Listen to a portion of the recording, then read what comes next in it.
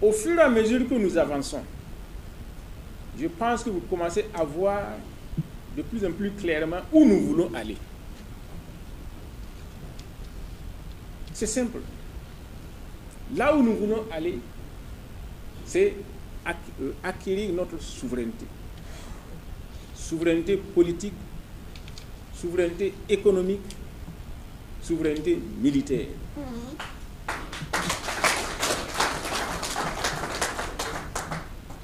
C'est la politique que mène le président Assimi Goïta ici au Mali. C'est la politique que mène le capitaine Ibrahim Traoré au Burkina Faso. Et c'est la politique que commence à mener le Niger sous le leadership du général Abdourahmane Tiani. Et je salue d'ailleurs sa présence ici ce matin au Mali. Ce n'est donc pas un hasard si aujourd'hui les autorités burkinabées et les autorités nigériennes se retrouvent ici au Mali. Cela montre la convergence de vues entre nous. Et je voudrais que vous êtes ici, n'est-ce pas, des représentants de la communauté burkinabé, de la juridiction de l'ambassade.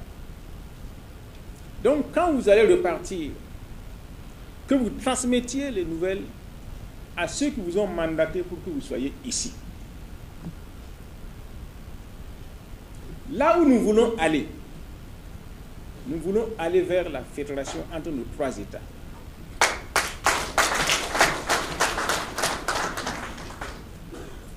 Et donc, chacun doit avoir cela en vue. Quand il pose un acte, qu'il ait en vue les trois États.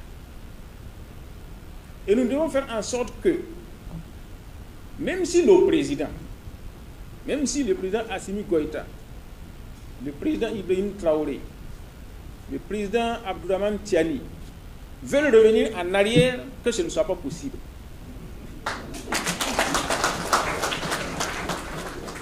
Donc nous devons les accompagner afin qu'ils sachent qu'ils sont soutenus et que le rythme soit plus accéléré et plus soutenu. Pourquoi cela? Nous avons constaté que, c'est vrai, le Mali est un territoire très vaste. Le Niger est très vaste. Le Burkina est moins vaste, mais il est aussi peuplé. Mais chacun de nous, isolément, ne pèse pas face aux circonstances internationales actuelles. Alors que si nous nous mettons ensemble, nous constituons un poids économique, politique et sécuritaire sérieux. Pendant trop longtemps, nous avons évolué isolément et nous avons permis à nos adversaires de nous taper dessus facilement. Cela doit être révolu.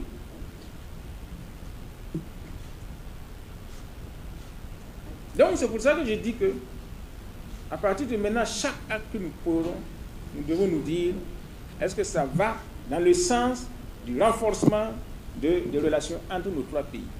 Mais il faut faire attention. Ce n'est pas parce que nous voulons aller ensemble que vous, Burkinabés, ici, vous allez poser des actes de délinquance et croire que la police malienne ne va pas vous appréhender. Ah non.